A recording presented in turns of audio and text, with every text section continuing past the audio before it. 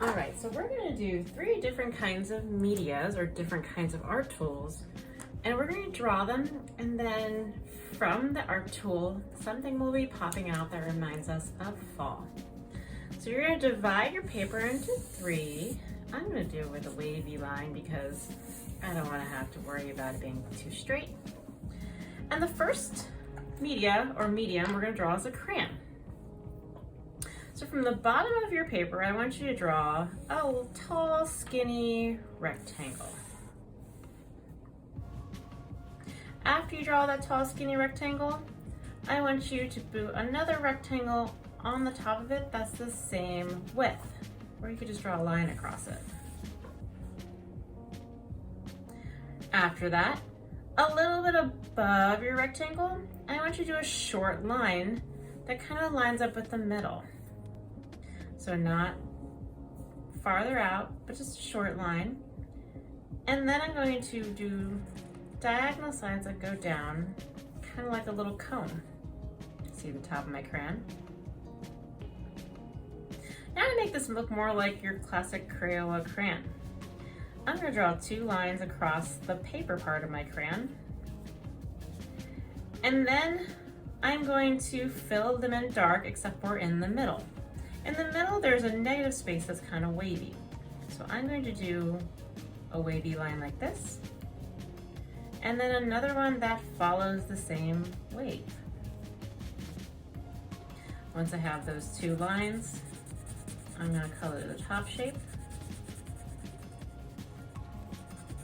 and the bottom shape.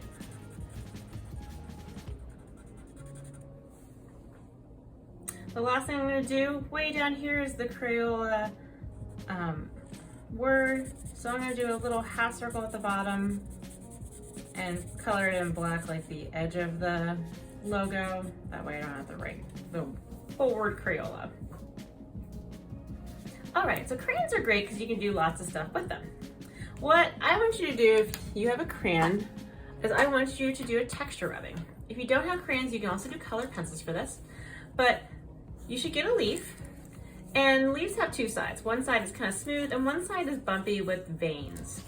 So you're going to use the veiny side face up, put it underneath of your paper. And I like to use a crayon that doesn't have paper because then when I rub on the side, it's easier to use more surface area to rub and get the texture of the leaf.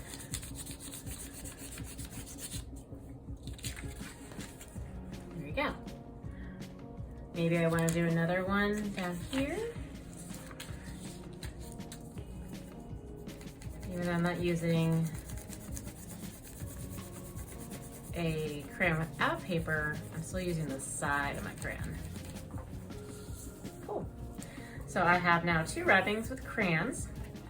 You could also do different designs with your crayon, showing off what this medium could do. You can also color in your crayon, which makes sense, because usually it is the color of what comes out of it. And look how I did the paper part lighter than the actual crayon part. All right. Crayon, that is medium number 1. Medium number 2, I think we're going to do a colored pencil. So colored pencils are shaped similar. They're rounded, most of the time. So you're going to start with a similar kind of long, skinny rectangle. Then you're going to do a point. So instead of drawing that extra stuff, you're gonna do a point, kind of like a triangle on top. The last thing you're gonna do is show where the actual color part of the colored pencil comes out of the wood. Now, depending on what color pencil you have, they might have a logo, they might not. I'm just gonna keep mine kind of like that. And then I'm going to make something else fall themed. I'm going to make a pumpkin. I'm going to color my color pencil top orange, kind of like how this color pencil is, and then color the protective paper part orange as well. If you have a tan, you could do the inside or the wood part tan or like a light brown.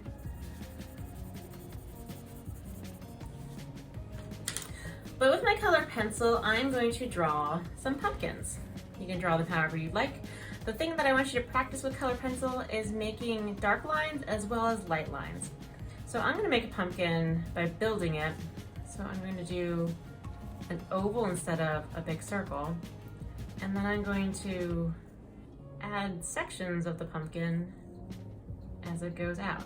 See, I'm going kind of near the top, rounding out to make my pumpkin look like it is divided with those deep sections.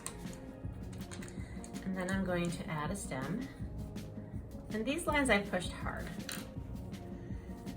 Then, inside the pumpkin, I want you to show me what a colored pencil can do by pushing lightly. Same color pencil, but it's a lighter color because I'm pushing lightly. You can make more pumpkins if you want to fill the space. I'm gonna make a blue pumpkin because I thought that'd be kind of fun. You can also use the side of your colored pencil. Remember, this is about using different mediums and seeing what they can do.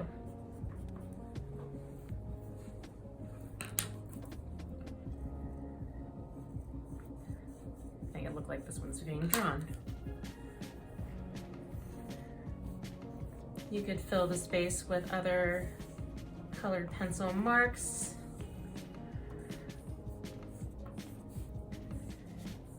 You could show off some more light to dark skills. Maybe my leaves, I'd make them dark to light. It is up to you, but use color pencil for this section. And show off what a color pencil can do.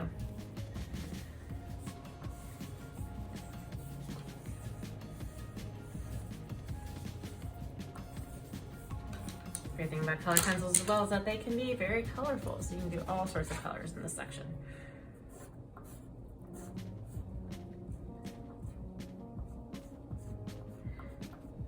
Remember, if you don't have one of these materials, all I want you to do is just do different kinds of materials. So if you just have crayons, normal pencil, you draw a normal pencil very similar, and marker, that's fine. If you have a paintbrush, that's fine too, we can paint. The last one I'm gonna do is a paintbrush. If you don't have a paint, but you wanna draw the paintbrush anyways, that's totally fine. I'm gonna draw 2 paintbrushes because paintbrushes are great because they come in different kinds of shapes and sizes. So for my paintbrushes, there's usually flat ones like this and kind of more softer ones. So I'm going to do really, really skinny rectangles. And then I'm gonna draw the metal part that holds the paintbrush. So for one of my metal parts, I'm gonna extend it and then go out a little bit. And the other one, I'm gonna come up and then go in just a little bit. For this one, I'm making it a square brush like that. For this one, I'm gonna make it more look like a soft brush, like kind of like a little flame. Paintbrushes can be any color you'd like them to be. But I think what I'm gonna do for this one is I'm going to do a spooky sky. So once again, if you don't have paint, you can do this. You can do this with marker or something, but showing that you know that painting is a different medium.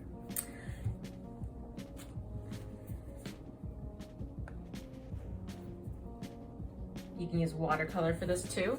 You could also use markers and then try to spread the marker with water with like a Q-tip or a paintbrush, and that will make it kind of watery. So like, for example, this one I use marker, and then I kind of spread it with water. All right, spooky sky time. I'll have some black. Wash my brush. Do some purple.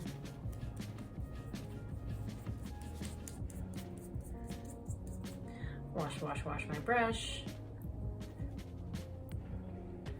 Do some orange. And see, I'm kind of overlapping it. I'm letting it get kind of muddy because I want it to be kind of spooky looking. Actually gonna use a little more purple here. Wash my brush. I don't think that's gonna be clean enough. I'm gonna try yellow without, there we go, and some yellow.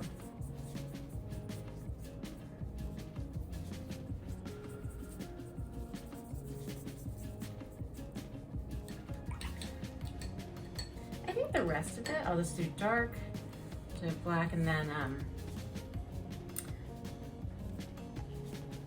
of like the ground. Then I'm gonna leave my paintbrushes white so you can still see them. They're like paintbrush ghosts.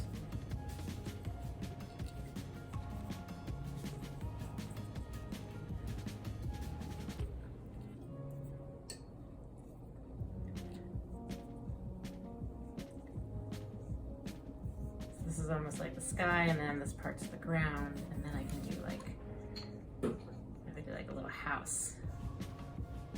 Ooh, spooky.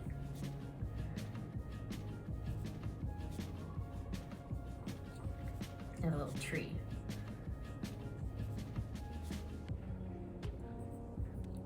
Could also do some bats in the sky, like little V's. There we go. All right, so I have used 3 different kinds of mediums to make 3 different fall-inspired artworks. The main subject is the medium itself. This one's a crayon, this one's a color pencil, and those are paintbrushes. Remember, you can do different mediums, so if you have different materials, feel free to draw them. So if I did a marker instead, you can see it's kind of like a crayon, just a little bit shaped differently at the top. But their main goal is for you to use different materials and see what they can do with these kind of fun fall-themed subjects.